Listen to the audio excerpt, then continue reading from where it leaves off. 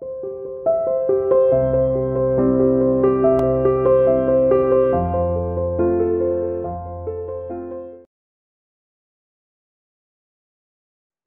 Once again बेटा। इससे पहले इसी चैप्टर में चैप्टर नंबर 6 नागरिकता के हम जिसमें बात कर रहे हैं, इसमें पहले वाले टॉपिक में हमने फुल एंड इक्वल मेंबरशिप के बारे में बात की और उसमें जानने की कोशिश की कि एक समान नागरिकता क्या है और ये इक्वल मेंबरशिप फुल सिटीजनशिप मिलने के बाद भी हमने कंपैरिजन देखा किस तरह से एक ही देश के नागरिक अपने ही देश के नागरिकों के साथ में किस तरह से डिफरेंट तरह से रिएक्ट करते हैं। उसमें हमने एग्जाम्पल एक लिया था, ट्रेन के अंदर देखा था कि वो तो एक छोटी सी परिस्थिति को समझने की कोशिश की थी।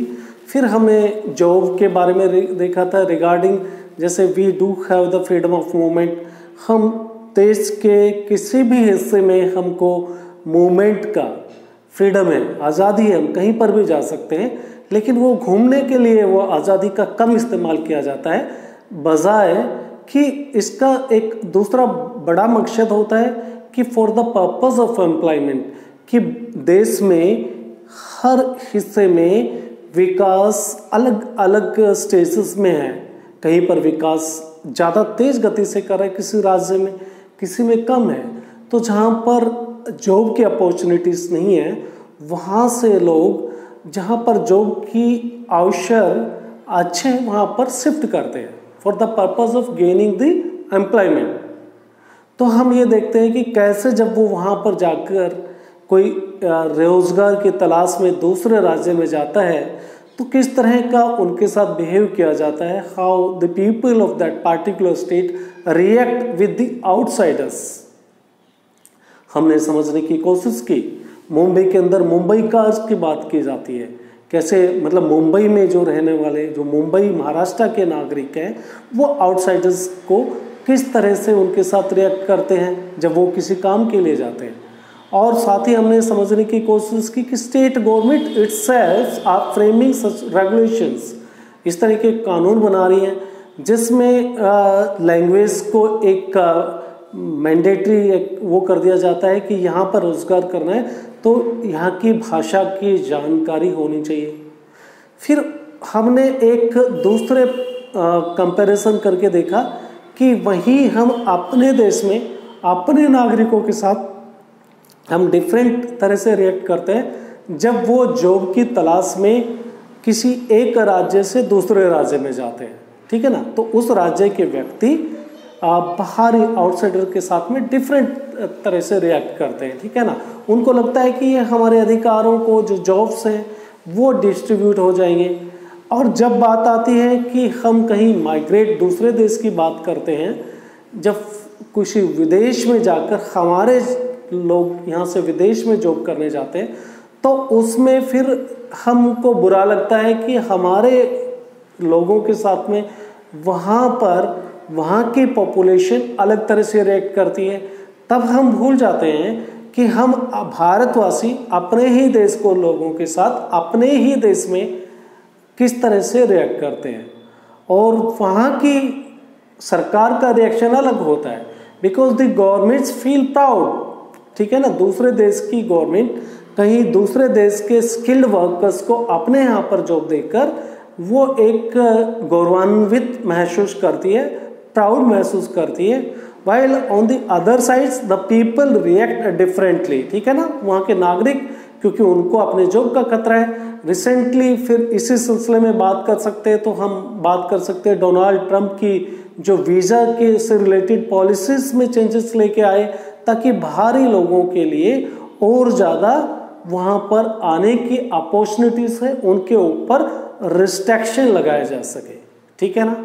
फिर हमने बात की थी कि कैसे कि एक ही स्टेट के अंदर जब स्किल्ड वर्कर्स और लेबर्स काम करने के लिए जाते हैं तो हम कैसे रिएक्ट करते हैं। स्किल्ड वर्कर्स को हम वेलकम करते हैं, वहीं लेबर्स जो है बेचारे जो अनस्किल्ड वर्कर्स हैं उनको उतना अच्छा ट्रीटमेंट नहीं मिलता। ये तो बात हुआ बेटा हमारे पिछले पुराने टॉपिक के बारे में। आज हमारा जो टॉपिक है वो है इक्वल राइट्स की, समान अधिकार की। और इस टॉपिक को समझने के लिए हम शहरी क्षेत्र में जाएंगे इस टॉपिक को समझने के लिए, और ट्राइबल पीपल्स के बारे में भी सोचेंगे कि क्या शहर के अंदर अर्बन पॉपुलेशन में जो स्लम डेवलपर्स, जो स्क्वैटर्स रह रहे हैं, जो सरकारी ज़मीन के ऊपर कब्जा करके रह रहे हैं, क्या वो समान अधिकारों का यूटिलाइजेशन कर पा रहे हैं क्या? अगर नहीं कर पा रहे तो रेस्पॉन्सिबिलिटी किसकी है, या फिर अपने अधिकारों के प्रति how today's gradually they are getting the awareness, कैसे उनमें एक जागरूकता आ रही है, ठीक है ना। और साथ ही जो ट्राइबल पीपल है उनके भी ऑपरेशन की कहानी, या उनके जो नेचुरल रिसोर्सेज फॉरेस्ट में उनका कॉमर्शियल यूज किया जा रहा है, उनके एम्प्लॉयमेंट की अपॉर्चुनिटी, उनके लाइवलीहुड की अपॉर्चुनिटी पर उनका असर पड़ता है। कैसे? इसको पढ़ने के लिए, समझने के लिए आपको मेरे साथ इस टॉपिक को करना होगा, राइट। तो इक्वल राइट, समान अधिकार, इसको समझ। Whether full and equal membership means that all citizen rich और poor should be granted certain basic rights.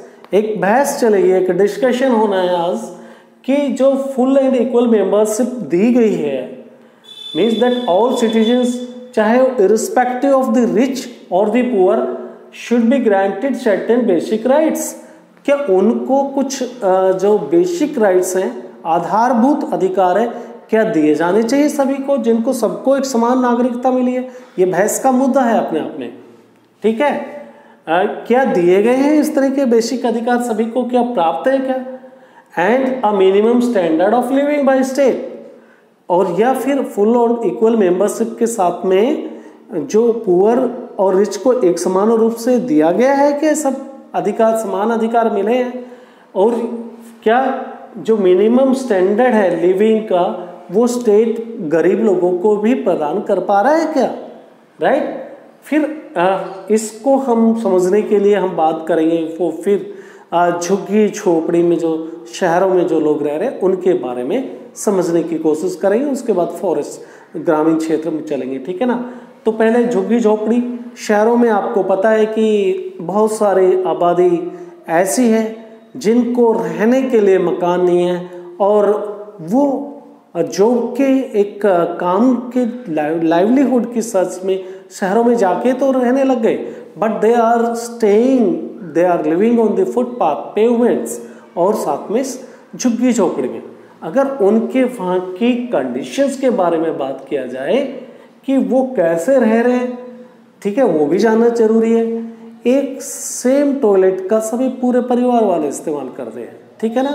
Dharavi Mumbai में जो एक सबसे एशिया की सबसे बड़ी झुग्गी झोपड़ी बस्ती के बारे में बात कर रहे थे, आपने कोविड-19 का देखा कैसे वहाँ पर बीमारियाँ ऐसी जगह पे जहाँ झुग्गी झोपड़ी में डिजीज, बीमारी कैसे फैलती है, क्योंकि एक साथ में ज़्यादा लोग रहते हैं, ठीक है ना। उनका पानी की सप्लाई, स्वच्छ जल, स्वच्छ वायु कुछ नहीं मिलता है उनको, बेसिक राइट्स नहीं है लाइवलीहुड के, फिर भी वो काम की तलाश में मजबूरन वहाँ पे रहते हैं। उनको जो एक बेसिक अधिकार है वो प्राप्त नहीं है, ठीक है ना। तो कंडीशन अर्बन पोर में वो काफ़ी ख़राब होती जा रही है। अब इनकी अवेयरनेस गवर्नमेंट को भी होने लगी है, ऐसी बात नहीं है कि गवर्नमेंट को जानने लगी है कि स्लम्स के अंदर जो रह रहे हैं उनकी आर्थिक स्थिति अच्छी नहीं है, बट उनका कंट्रीब्यूशन देश के अंदर जो स्लम डेवलपर्स है देश की इकोनॉमिक कंडीशन को उबारने में, वहीं पर आपके प्लम्बर्स मिलते हैं, वहीं पर मैकेनिक्स मिलते हैं, वहीं पर आपके फेरी वाले हॉकर्स, वहीं पर स्मॉल बिजनेसमैन, छोटे ट्रेडर्स, वहीं पर सफाई वाले, सारी जो बेसिक सुविधाएं हैं वो तो सब शहरों के अंदर वो प्रोवाइड कर रहे हैं, और उनको ही वहाँ के नागरिक, शहर के नागरिक इतने अच्छे इज्जत के साथ में नहीं देखते हैं, बल्कि उनको इज्जत दी जानी चाहिए उनके कंट्रीब्यूशन को शहरों में देखकर, राइट। तो ये तो बात हुई how they should be treated. और हमने बात भी की कैसे उनको ट्रीटमेंट मिल रहा है, how they are being treated, कैसे ट्रीटमेंट किया जा रहा है और उनको ट्रीटमेंट कैसे किया जाना चाहिए, उनके साथ व्यवहार कैसा किया जाना चाहिए। सरकार के बीच अवेयरनेस फैल रही है, NGOs, other agencies among this well, खुद वो जो झुग्गी झोपड़ी में रहने वाले वो खुद अवेयर हुए हैं और इस अवेयरनेस का एक नतीजा हुआ कि जो national policy on urban street vendors, जो शहरों में उनकी एक आवाज़ उठी और उस आवाज़ का एक नतीजा हुआ, जो स्ट्रीट वेंडर्स हैं उनके लिए एक नेशनल पॉलिसी बनाई गई जो सभी शहरों में एक समान रूप से लागू होगी। वो क्या है कि भाई जनवरी 2004 में बनी।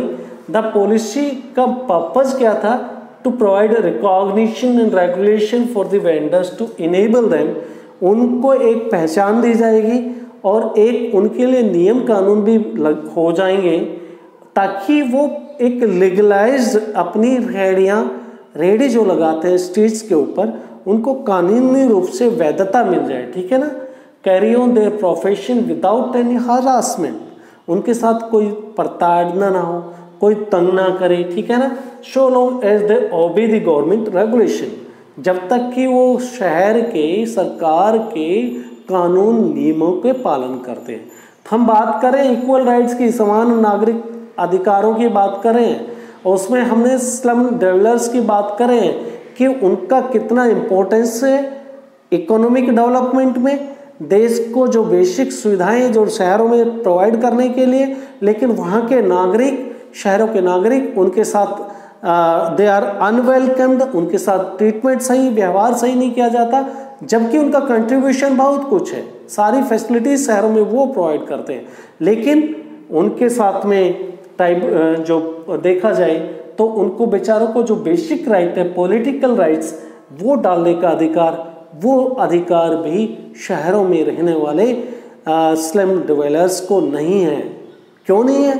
क्योंकि वोट डालने के अधिकार के लिए you need a permanent address, उसके लिए आपको एक निश्चित आपका पता होना चाहिए, एड्रेस होना चाहिए, जबकि झुग्गी झोपड़ी में रहने वालों के पास, बेचारों के पास कोई एक स्थायी निवास नहीं है, स्थायी एड्रेस नहीं है और इसलिए उनको वोट डालने का अधिकार से भी दे आर बीइंग डिप्राइव्ड, उनको वंचित किया गया है, ठीक है ना। वोट डालने तक का अधिकार उनको नहीं है क्योंकि वो सरकारी ज़मीन पर कब्जा करके रह रहे हैं, ठीक है ना।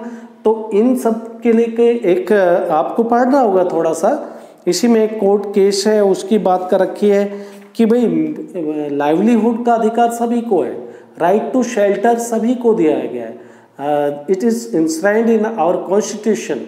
तो अगर कोई झुग्गी झोपड़ी में रह रहा है, वो अपना उसका कोई शौक तो नहीं है पेवमेंट्स के ऊपर रहना, झुग्गी झोपड़ी में रहना, उसकी मजबूरी है। अगर वहाँ से सरकार उनको बेदखल करना चाहती है, झुग्गी झोपड़ी से हटाना चाहती है या फिर पेवमेंट से हटाना है, तो it is the responsibility of that respective government particular state की टू रिहेबिलिटेट देम, उनको दूसरी जगह पे जगह ज़मीन दी जाए और जब तक कि उनको पूरा पुनर्वास की पूरी योजना तैयार नहीं हो जाए, उनको रहने की जगह नहीं दे दी जाए, तब तक उनको एविक्ट नहीं किया जा सकता वहाँ से बेदखल। ये कोर्ट का, अपने सुप्रीम कोर्ट का डिसीजन है, ठीक है ना। तो इसको आप पढ़ लीजिएगा, आपकी बुक में दे के रखा हुआ है। तो फिर हम ये तो बात की शहरों की, अब हम बात करते हैं ट्राइबल पीपल की, जो ग्रामीण क्षेत्र में जो फॉरेस्ट एरियाज में रह रहे हैं, उनकी कंडीशन भी कमोबेश इसी तरह की है। वो भी क्या इक्वल राइट्स को प्राप्त कर रहे हैं क्या? चलो देख लेते हैं।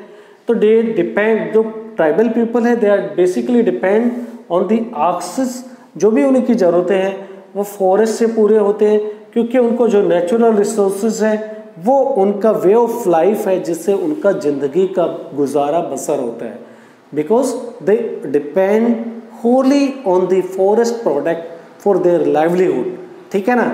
लेकिन many of them face threats, अब उनके लिए काफ़ी एक समस्या खड़ी हो गई है, खतरा खड़ा हो गया है उनके लाइवलीहुड के लिए, वे ऑफ लाइफ के लिए, लाइवलीहुड के लिए, because of the pressure of increasing population. अब फॉरेस्ट की तरफ पॉपुलेशन का विस्तार होता जा रहा है। क्यों हो रहा है? कॉमर्शियल इंटरेस्ट है, लोग व्यापार के पर्पस से, बिजनेस के पर्पस के लिए, वहाँ पर फॉरेस्ट के प्रोडक्ट के लिए लोग वहाँ पर इन्फ्लक्स देखा जा रहा है, लोग वहाँ पर भाग रहे हैं, ठीक है, शहरों से पहाड़ों की तरफ भाग रहे हैं। व्यापार जो चीज़ें हैं वो उनके लाइवलीहुड पे असर डाल रही है। वहाँ पे जो रिसोर्सेज है उसके माइनिंग के लिए मैनी जो विच may exist in the forest, जो तराई क्षेत्र और जंगल के क्षेत्र में बहुत सारे रिसोर्सेज हैं, उनके माइनिंग के लिए जो लोग पीपल पॉपुलेशन आप कहिए, वो जंगल की तरफ भाग रही है। इससे उनका जो लाइवलीहुड है वो मुश्किल में आता जा रहा है। There is a threat to the livelihood and the way of life जो वो जिंदगी जीते रहे हैं, राइट। तो commercial interest wanting to mine the resources which may exist in the forest और the cost poses another threat, वो उनके लिए एक दूसरा खतरा है, ठीक है ना। कॉमर्शियल इंटरेस्ट या फिर माइनिंग ऑफ रिसोर्सेज के लिए जो वहाँ पर लोगों का जाना हो रहा है। तो the way of life and livelihood of the forest developers and the tribal people, अब इनके लिए सब समस्याएं हैं, लेकिन इन समस्याओं के निदान के लिए क्या कुछ किया जा सकता है? What should the try to ensure equal right opportunity to the citizens can not be a simple matter of the any government. सरकार ही सब कुछ नहीं कर सकती है इसके मामले में, तो फिर क्या है, different groups of the people may have different needs and the problems. हर एक ग्रुप की अलग, लोगों की डिफरेंट समस्याएं हैं, सरकार के पास सभी समस्याओं का सॉल्यूशन नहीं है। Equal rights citizen not to mean that uniform policy has to be applied. समान अधिकारों का मतलब ये नहीं है कि सबके लिए एक समान पॉलिसी, नियम, कानून अप्लाई कर दिया जाए, ठीक है ना, ये जरूरी नहीं है, इससे आप नतीजे नहीं पा सकते। If the purpose is not just to make policies which would apply in the same way to all people, but to make people more equal, policies बनाने की बजाय the government should work, homework करना चाहिए ताकि सब लोगों के अंदर एक समानता आए। Different needs and the claims of the people would have to be taken into account. उनकी अलग अलग ज़रूरतें, अलग अलग उनकी रिक्वायरमेंट्स को ध्यान में रख के पॉलिसीज़ को बनाया जाना चाहिए, राइट। क्या सबकी ज़रूरतें अलग हैं, अलग अलग पीपल्स की अलग अलग ज़रूरतें हैं, तो उनको ज़रूरतों को ध्यान में रखते हुए considering their problems and the requirement the policy should be framed. What should become clear from the discussion is that changes in the world situation, the economy and the society demand new interpretation, meaning of the citizen, of the right of the citizen। के बदलते हुए परिस्थितियों में, वातावरण में हमें जो है क्या करना चाहिए? The economic and the society, समाज के अंदर अर्थ और समाज ये डिमांड करती है कि उनके राइट है, उनका नया इंटरप्रिटेशन होनी चाहिए, नई व्याख्या होनी चाहिए और रिवीजन होना चाहिए। The formal law regarding the citizenship only form the starting point. ये जो सिटीजनशिप से रिलेटेड जो अधिक बनाए गए कानून, ये तो एक शुरुआत भर है, ठीक है ना। And interpretation of laws constantly evolving. अब इनकी व्याख्या को लगातार हमको इंटरप्रेट करना चाहिए। कानून जो है राइट टू इक्वलिटी वाला, अधिकार की बात करते हैं, इनकी लगातार व्याख्याओं की आवश्यकता है, right. While answering to some of the problems which may arise may not be easy to find। अब इन सभी समस्याओं का आंसर, जो प्रॉब्लम्स हैं, इतना इजी नहीं है उनका सॉल्यूशन पा लेना। The concept of equal citizens would mean the providing equal right and protection to all citizen. जो हम इक्वलिटी की बात करते हैं, नागरिक इक्वल सिटीजनशिप की, तो इसका मतलब ये है providing equal rights and protection to all citizens. सभी को समान अधिकार, सेफ गार्ड्स मिलने चाहिए। गाइडिंग प्रिंसिपल, यही है स्टेट की गाइडिंग प्रिंसिपल पॉलिसीज, ठीक है। तो आज हमने बात की इक्वल राइट, समान अधिकार के बारे में, हमने गरीब जो है उनके बारे में बात की, इसमें स्लम डिवेलपर्स को लिया हमने शहरों की तरफ, और दूसरी तरफ हमने बात की किसके बारे में, बात की tribal people, those who are staying in the forest, their livelihood depend upon the forest. ठीक है, फिर दोबारा से हम नए टॉपिक के साथ मुलाकात करेंगे, तब तक के लिए गुड बाय।